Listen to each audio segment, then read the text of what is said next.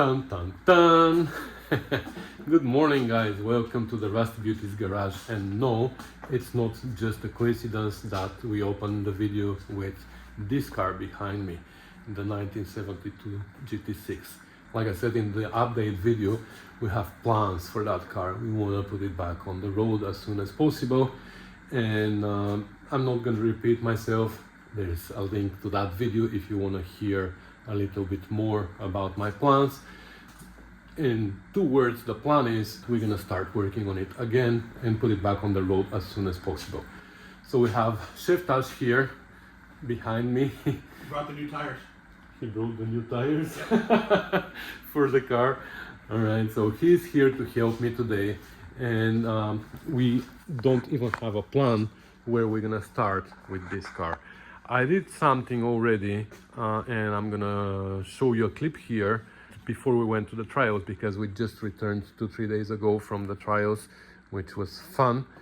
But before that, I made sure to get ourselves ready here. So let's get into the intro. Then I'm gonna show you this clip from before the trials, and then we're gonna continue here.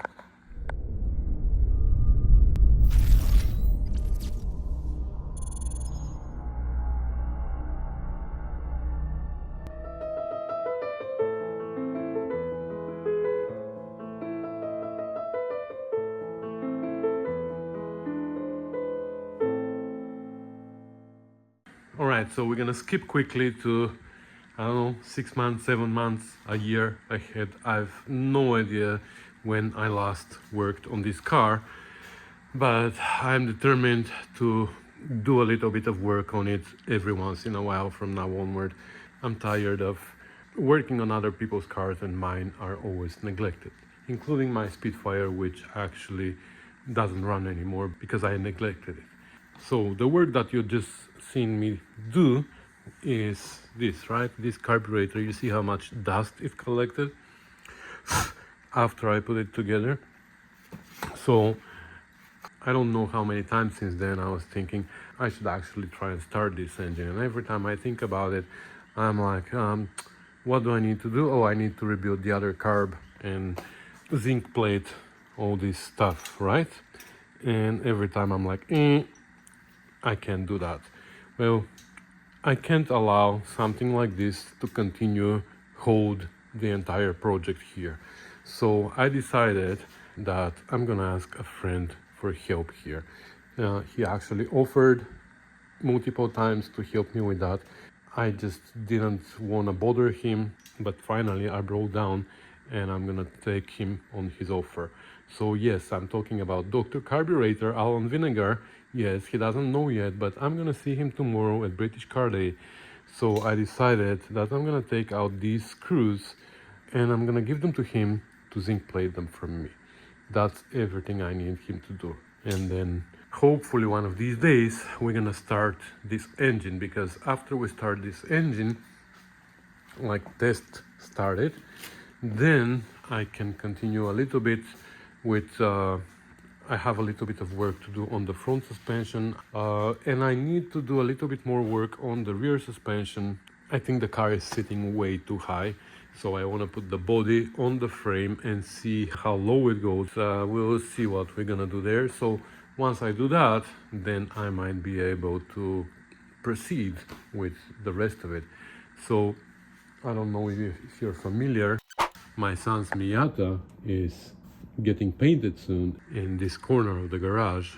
I'm gonna wrap it in plastic. And if I paint the Miata there, why don't I just paint this body as well? What's left is to spray the doors and the bonnet in polyurethane, and then I'm gonna sand it, and then it's ready for the color, for the base color. And then I can put it on the frame, and from there it's gonna be just assembling, you know, a little bit at a time. I can start assembling this car just like I assembled John's TR6. It took me 200 hours. So I know it's not gonna be easy, but at least it's gonna be in one piece, and I'm gonna just keep adding to this one piece instead of having it spread around like this. So yeah, what I'm gonna do, today is September 14th, tomorrow is British Car Day. It just occurred to me that tomorrow I'm gonna meet Dr. Carburetor, so I'm gonna take out all these screws from here and hardware and everything, and I'm gonna give them to him tomorrow, and I'm gonna ask them to zinc plate them for me. The other carburetor, you see, the one that I zinc plated the parts, it's been holding. It was sitting here for, I don't know, 6, 7, 8 months since I've done that. So anyway, that's a quick update for you. So it was like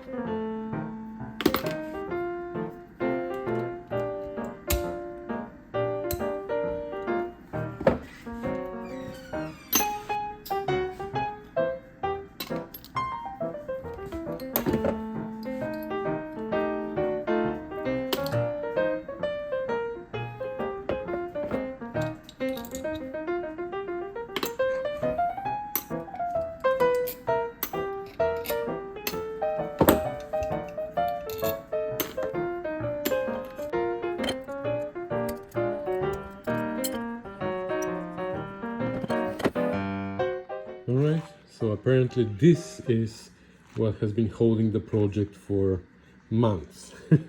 Because I just can't find time to clean all this up and zinc plate it. It takes entire day. Like I can't spend entire day doing all that one more time. I'm done with zinc plating. I've done that carb, I'm not doing the other one. So once Dr. Carburetor unblocks me with doing this for me, I'm gonna rebuild the second carburetor over there. All right, so now you know that the carburetor situation is being taken care of with the help of Dr. Carburetor. So I still don't have the screws back, and of course I'm not rushing him. He has other things to do. So whenever he's ready with that, we're gonna continue with the carburetors. But in the meantime, today is Thursday, so we decided that we're gonna renew that GT6 Thursday tradition. And David is gonna come and help me whenever he can, of course. So today is Thursday and we're here, and I don't even know where we're gonna start from. So to begin with, first of all, let's pull it out of there. We emptied this space here, Sheftash even swept. So let's pull it out, organize a little bit the parts, because most of everything that is here is actually for this car. That's why it's here. There's a little bit of Miata parts over there. We're gonna take them out, but I want to organize them and we will see how we're gonna proceed. get crack-a-lackin'.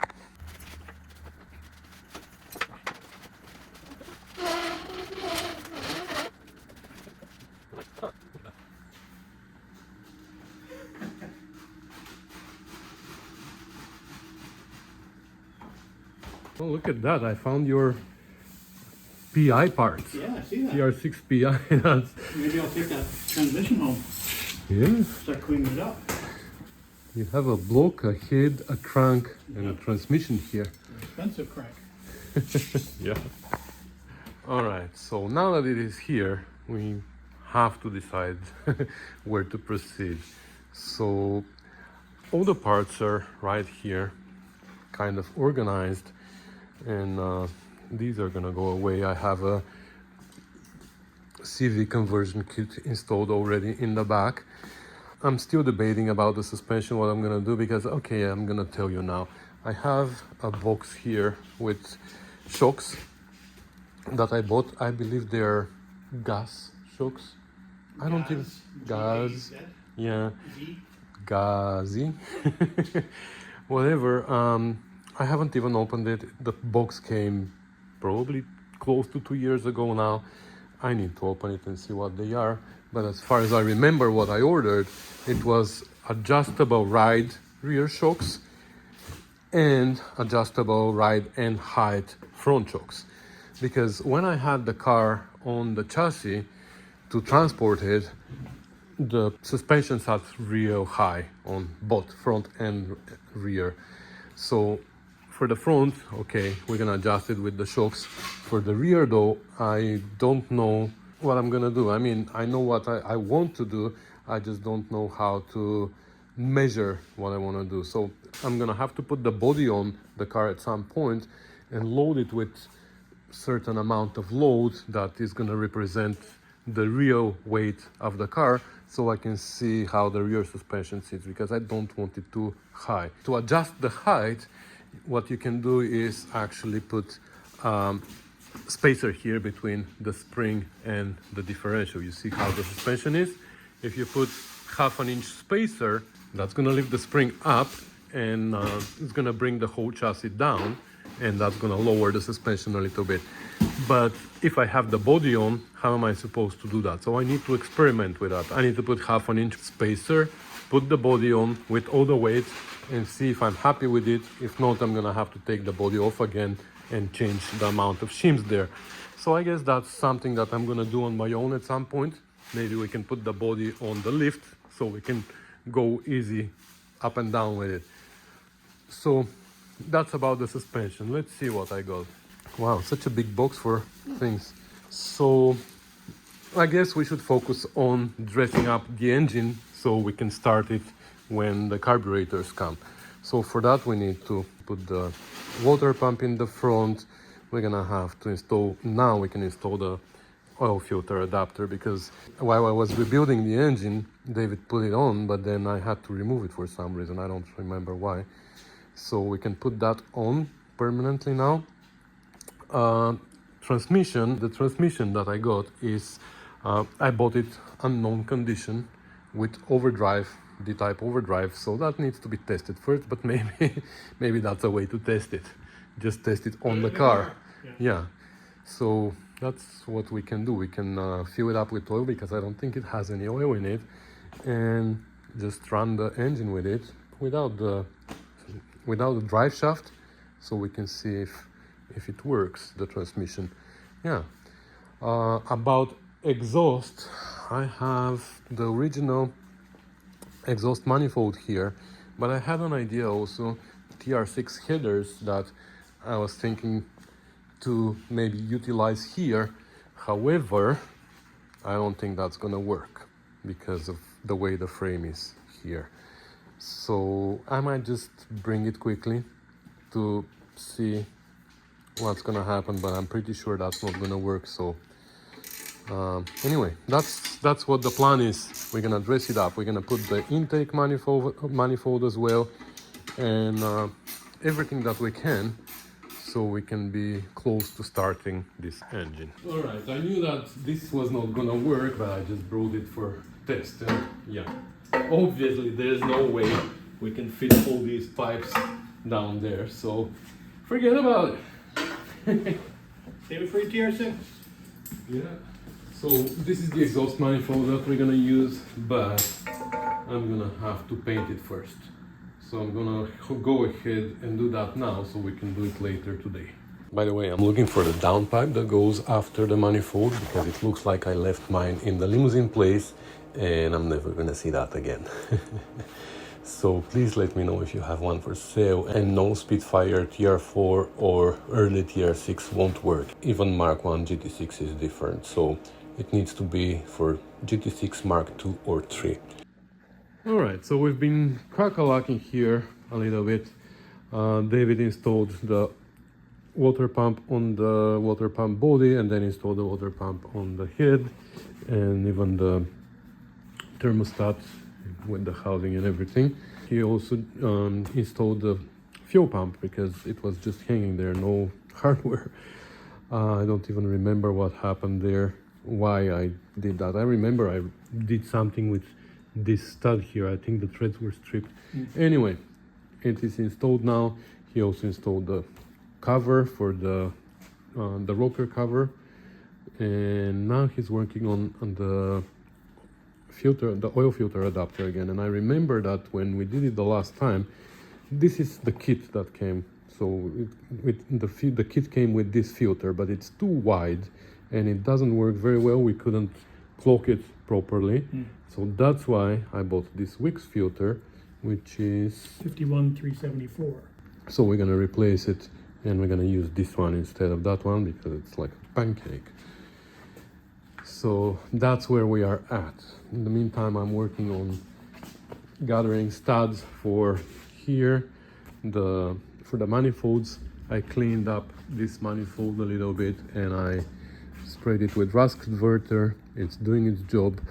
I'm gonna have to spray it at some point with what I'm gonna use is this flame-proof header paint. Should be silver. It's ceramic, so it needs to be baked in a certain way, but there's also a procedure that describes how to do it on the car, so we're gonna do it on the car. I'm not gonna put it in the oven. And yeah, that's where we are at. I'm gonna give you some updates a little bit later as well. And this is why we want to change the filter, because you see when this goes all the way into the box, or when this half-inch gap closes, this filter is going to interfere with this lip of the oil sump. So that's the problem. All right, what did we do in the meantime? Not a heck of a lot. David cleaned up the intake. I cleaned it a year and a half ago and it went bad again. So he cleaned it again. I was able to gather most of the hardware for here, and I'm going through. So this is the bin which I had all the hardware from the engine when I took it apart. How come it's not all in little bags? Keeps making fun of me. Definitely whatever was on the engine came in this bin, and still I was missing some of the parts, so I don't remember if the intake and the exhaust manifolds were on the engine when I got it. I don't know. So I'm going also through this bin here that is that came with I was gonna look for this too, you know. That's where it goes. Well, you'll find it in the spare parts. This bin came from Keith when he donated the car, and I'm going through my hardware, which I used to have in a bin like that, and it was really hard to go through. So I decided one day to organize it, and I organized it so well. Now it's so easy to go through it. It's right here. Look, it is so much easier. It's so well organized. There I have to dig, and here I can just slide left and right, you know. So now I'm looking for one more of these studs here. Yeah, the exhaust manifold has been painted, so it is drying now, and we're gonna start mounting it. All right, so just wanted to give you a short, quick update. So, all right, we made a little bit more progress. So we were looking at this nipple here, the outlet, nipple, snout, whatever you want to call it, and we were wondering what that was. So we found a radiator and we looked at it and we found some schematics in the manual, and look at that. There's another nipple here that is coming directly from there. I don't understand why that is, but there's obviously a reason.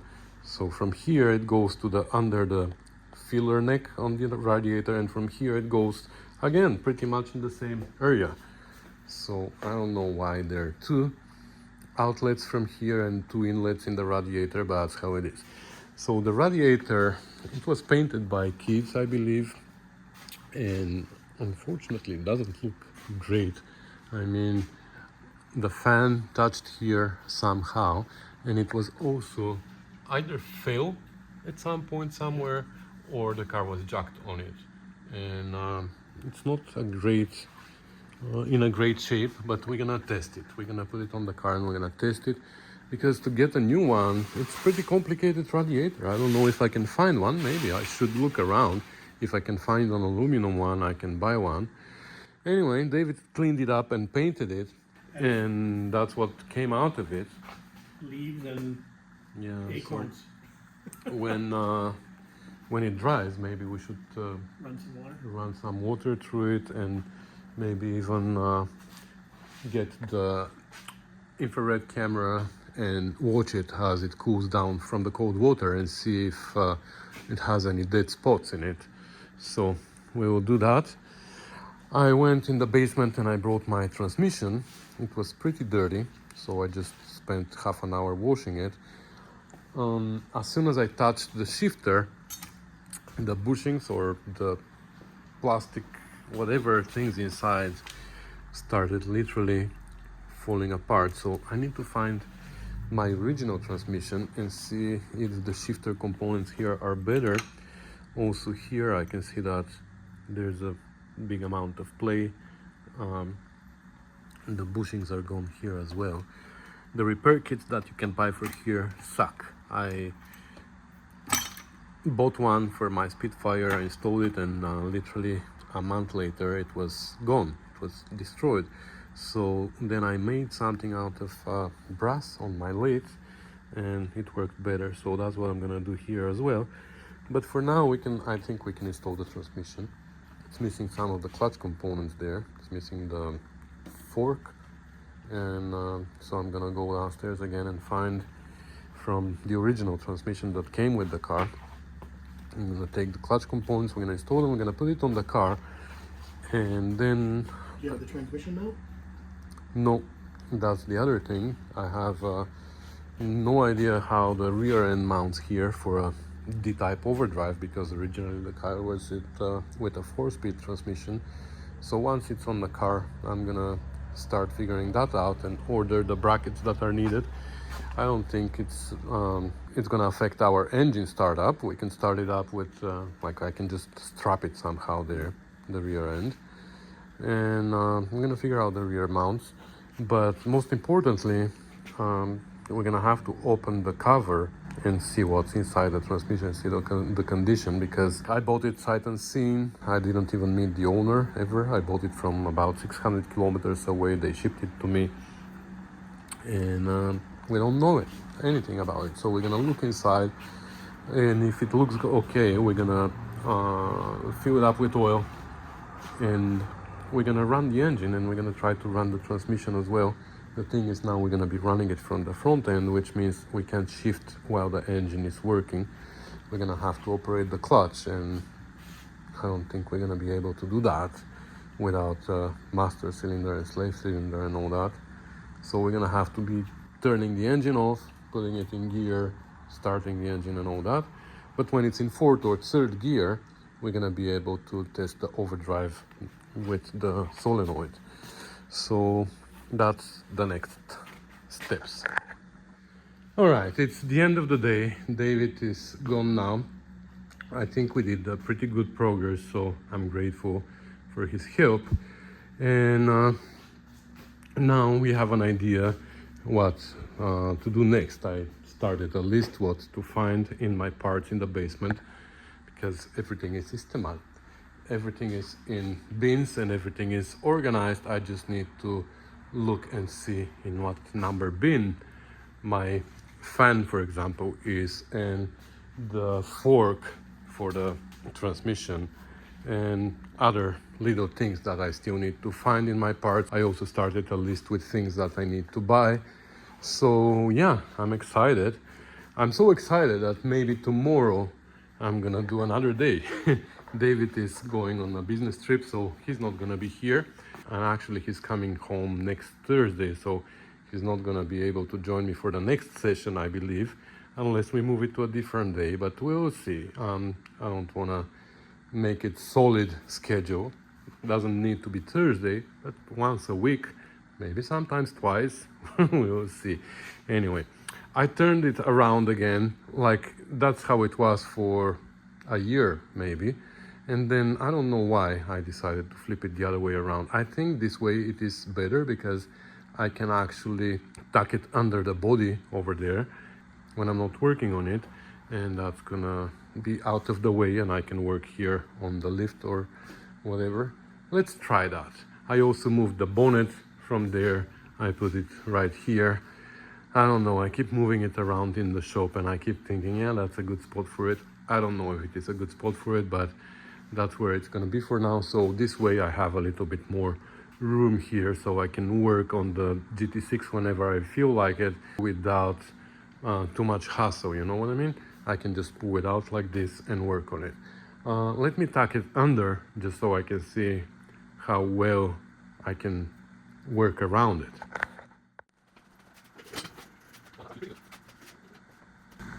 I have more room than before to walk here, because when I have a car on the lift, I need to be able to pass this way. Now I have more room. I know I'm gonna shove probably something under, but I'm gonna try not to. And I can still work on my press here, and I have more storage over there if I want to store something. Yeah, maybe we're gonna organize the parts for this car over there in this corner. Alright, it's the next day and I decided to work a little bit more on the GT6 today as well, even though it is not Thursday. So yeah, I know that I have to find some parts to finish assembling the engine, but these are little things. And yesterday we were talking about installing the transmission just temporarily there so we can test it. But today I decided that I should slow down and just do the things properly, not just to install a transmission there for test it. Maybe should put it on the stand. I have a jig to test it, so why don't I just test it on the jig, make sure that the overdrive works and even the electrical parts here, the switch and all that.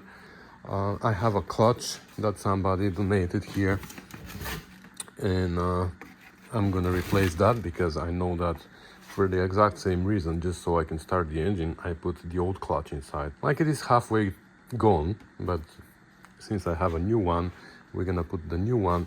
The plate I think is good, like I checked it, it doesn't look bad, so we're gonna keep that.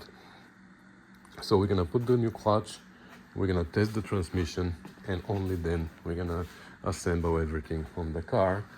And yeah, we're gonna do things properly with the idea that they go in and they don't come out anymore, unless something else, unless they have to come out. But yeah, there's no point of installing parts just temporarily so we can start the engine. Let's slow down and do it properly. However, it is a beautiful day today. It is September 26th, I believe. So I guess it's one of the last nice days that we can take these babies on the road, and especially with the top down. So I have to run some errands that are not so urgent, but why don't I take the opportunity, and since it's nice and sunny, just take this baby for another drive, and I'll be back in about 2 hours, and then we can do the transmission. Is that okay with you? Okay, thank you. All right, we're back. That was a nice trip, and now we brought the transmission here on my testing rig. I'm gonna mount it, but before we spin it, we're gonna take the cover off and we're gonna take a look inside, because if it is full of rust, there's no point of spinning it, right? So let's see.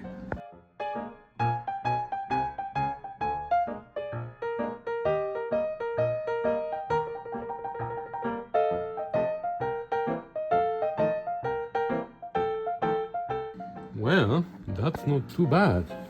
I mean, it's not bad at all. Like, there's even still a little bit of oil. Oh no, that's not good. This,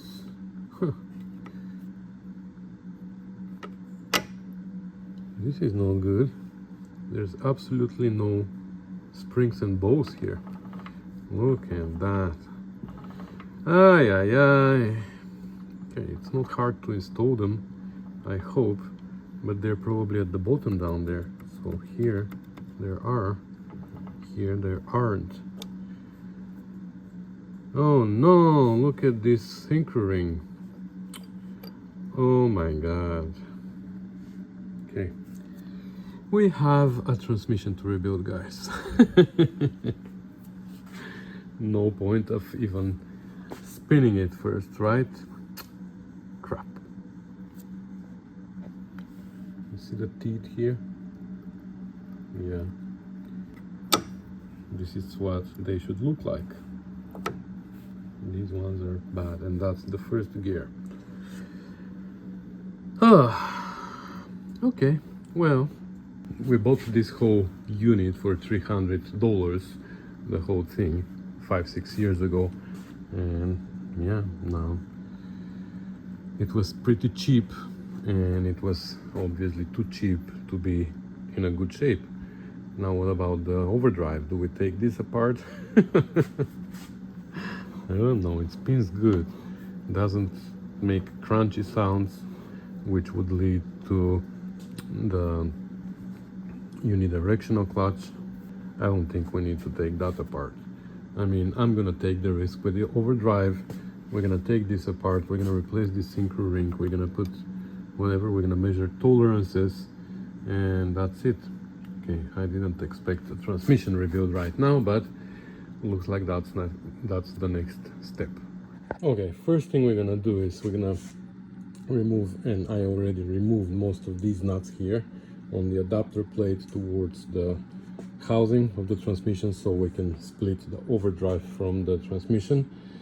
Some of them are impossible to come out, and this one, for example, is so tight, and the nut is actually smaller. These are 1/2 inch, and the wrench that you need to use here actually is smaller on this one. These are 1/2 inch, but this is like 12 mil. 7/16 is too small, but 1/2 inch is too big, so I don't know what kind of a nut this is, but if it is 1/2 inch, you won't be able to put a wrench on it at all. However, it came out with the stud, so this one can't be taken out. So now we have to start splitting it. I think all of the rest are out, or just like this one came out with the stud and we can't remove it. So let me see if I can split it now.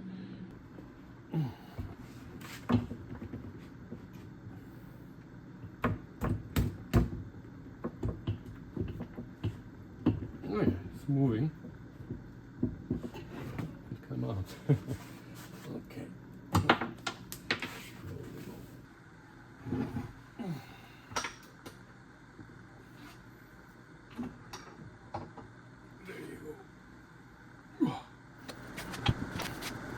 Alright, now we're gonna take these 5 bolts off.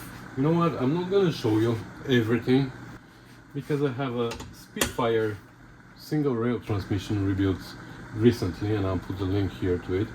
A single rail and 3 rail, and the GT6 transmissions are virtually the same thing, except the shifting mechanism for the single rail and 3 rail is different, but other than that everything else is the same. Now, number of teeth, ratios and stuff like that is going to be different, but the mechanism and the way you rebuild them, the way you measure tolerances and all that, everything is the same. So I'll put a link here to the Spitfire transmission rebuild video, and here we're just going to show only the most interesting parts. I always say that, and I end up showing everything. It's things like gear oil. Okay. No, I have these springs. So some transmissions have these springs, some don't. It is interesting. These are compressing the thrust washer towards the leg gear. So for this reason, I'm gonna just explain what we're gonna do, and then I'm gonna show you maybe a time lapse of the process of taking it apart. So what we have to do is pull out this shaft. This holds the leg gear underneath, and we're gonna use a dummy shaft that is the same diameter but shorter, which is gonna fit inside here. Now this shaft is longer than the housing because it is here and here, you see this end. So by replacing it with a shorter shaft that fits inside the housing, that's gonna allow the gear to drop down. And we're replacing it because we have needle bearings on this shaft, and if we just pull the shaft out, those needles are gonna fall apart. So we want to replace the shaft, and so the rollers or needles stay where they belong, and the whole assembly together with the shaft can drop a little bit further down in the housing, and that's gonna allow us to pull out the input shaft, because right now the input shaft here is meshed with the gear and it's basically impossible to pull it out. So we're gonna drop this down, we're gonna pull this shaft out, then this input shaft ends here. So this is not a continuous shaft, obviously. You can see here, if we put in neutral, now we're in reverse. Okay, we can spin one without the other, right? So they are joined together here. There's a male and female part that go together right here.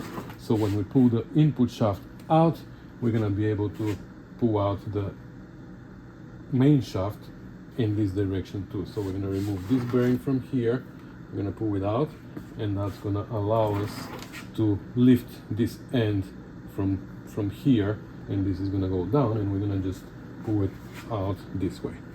So that's what you're gonna see, but I'm gonna put it in time lapse.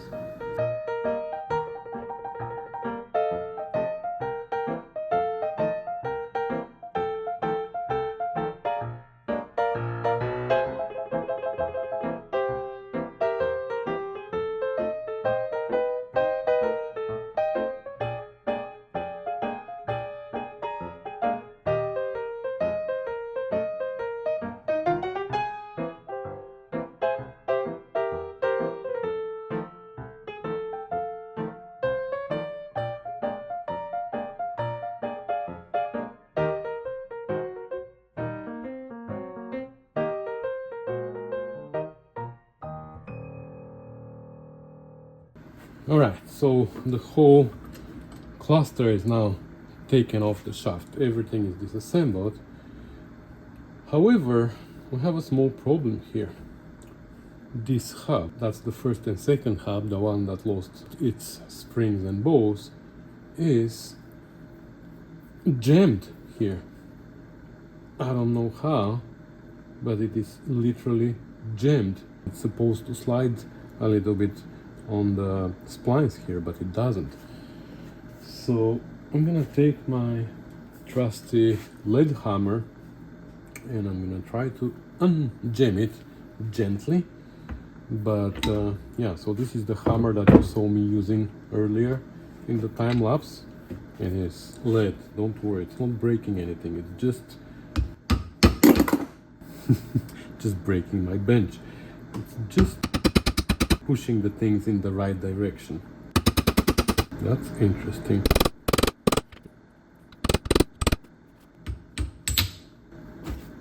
There you go. That's interesting. I don't see anything damaged. I don't see any burr anywhere. So what made it seize? Look at that. We have to investigate that. Well, I'm happy that we took it apart. Now, I'll show you more stuff. I'm gonna try to play with it back and forth, and hopefully it's gonna loosen a little bit. Alright, so this is all the internals of the transmission.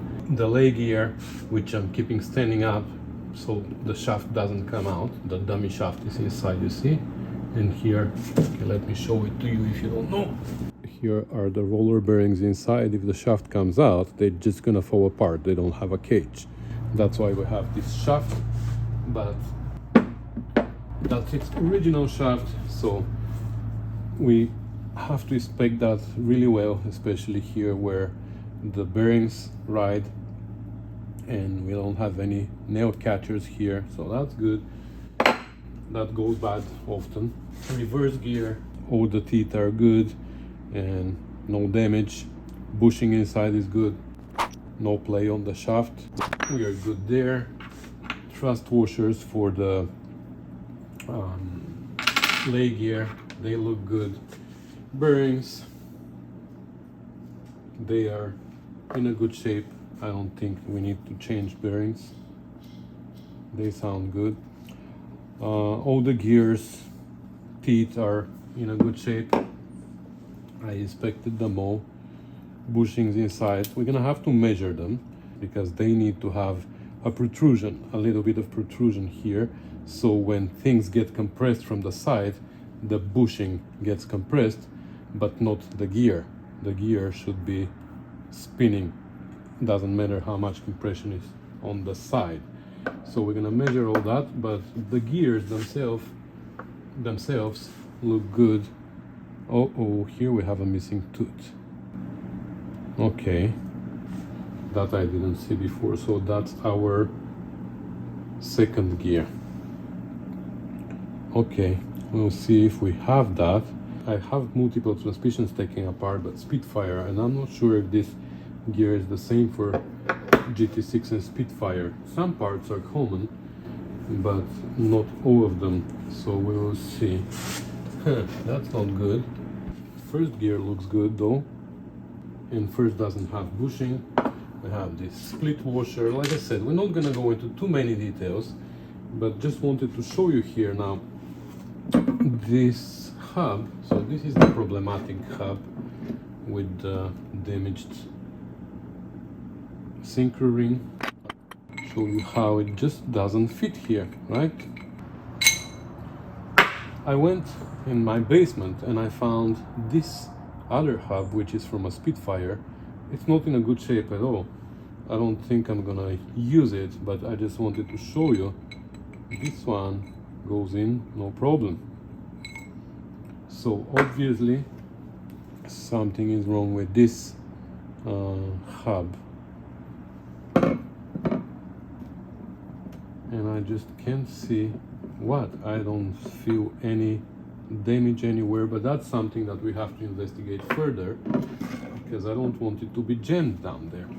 Now, as I was taking it apart, the transmission, the other hub also came apart and lost its bows and springs,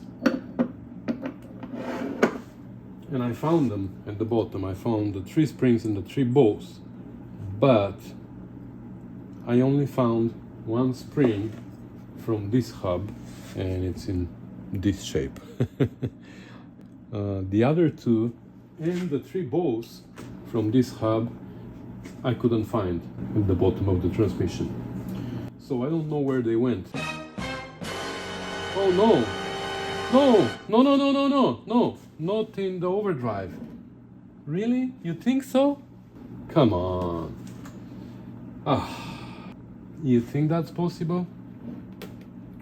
I don't know about that. So this is the part that mates with the overdrive. And here we have this bearing. So there's no way that a spring or ball bearing can go through that hole. Here is the shaft, this shaft, so no way anything goes from there. Here though, the reverse gear, there, and yes, too bad. So we have this area here which is open directly, so that's how oil travels between the transmission and overdrive, and it is very, very possible that through there we lost springs and ball bearings inside the overdrive. So I hate to admit it, but you are right, we're gonna have to take the overdrive apart as well. So we're gonna have to figure out how we're gonna do that. Like I said, I don't want to go into too much detail in the transmission rebuild, but this is gonna be my first D-type rebuild, and I want to film this in detail. Oh, there's something else that I wanted to show you here. It's this bearing. Doesn't look like a bearing to me inside. Like, I don't see any moving parts inside. Never seen something like that. And it mates with the main shaft, right? They match like this, but I'm having a really hard time to push it in. Look, that's not normal. I don't know, I'm gonna have to investigate that, but it looks like I'm gonna buy a bearing for here as well. Alright, so here is the plan, and yes, we do have one. We always have a plan. Sometimes we don't follow it, and by sometimes I mean never, but we have a plan. So the plan is I'm gonna put all this away now. I know what I need to order for the transmission, and we're gonna end this video here. And in the next video, we're gonna take the overdrive, we're gonna take it apart, we're gonna take a look at everything. We might not take it apart completely, we'll see how far we're gonna go, but the idea is just to clean it up, to make sure that there's no foreign particles inside, you know, because we're missing these bolts and springs. So we wanna make sure that everything is in good order there. While we are there, we're gonna replace the O-rings, gaskets and seals, and then we're gonna put it together. So I'm hoping that we're gonna be able to do all that in the next video. Of course, I'm gonna start filming that right now because I wanna order parts together with the transmission parts, so seals and gasket. I mean, hopefully nothing else. So that's the plan. I wanna have a complete video of taking it apart and reassembling it with new parts or whatever. And then maybe I'm gonna show you a little bit of deassembling the transmission, but like I said, I don't wanna go into too many details because we just finished a Spitfire transmission rebuild and we have that on the channel. I also have a GT6 transmission overhauling from years ago, so I can also put this link here. So I don't want to go into too many details in the actual transmission. I'll show you, of course, the most interesting part of it, but not in all the details. So stay tuned for a overdrive rebuild video, and for now I'm gonna say thank you for watching, guys. Thanks for commenting, subscribing, sharing and supporting me. There was a lot of response to my project update video where I asked for your help.